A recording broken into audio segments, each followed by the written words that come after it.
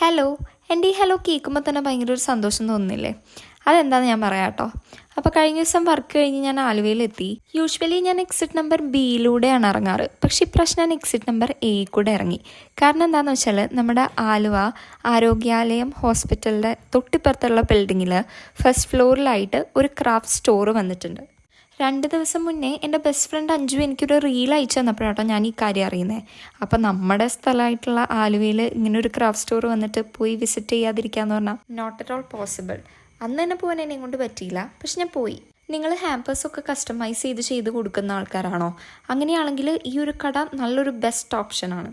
ഒരുപാട് ക്യൂട്ട് ഐറ്റംസും ഉണ്ടായിരുന്നു, പെർഫ്യൂംസ് ഉണ്ടായിരുന്നു, ഹാമ്പർ ബോക്സസിൻ്റെ തന്നെ different types of collections, trolley hamper boxes, gift card, bouquet wrappers, അങ്ങനെ ഒരുപാട് സാധനങ്ങൾ.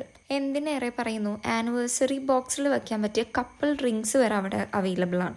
ആലുവയിൽ ഈ ഒരു ഔട്ട്ലെറ്റ് സ്റ്റാർട്ട് ചെയ്തിട്ട് അധികം ദിവസമായിട്ടില്ല. ഷോപ്പിൻ്റെ ടൈമിംഗ് വരുന്നത് 10 AM to 9 PM വരെയാണ്. തിരക്കധികം ഇല്ലാന്നുണ്ടെങ്കിൽ അവരൊരു 8:30 ക്ലോസ് ചെയ്യും.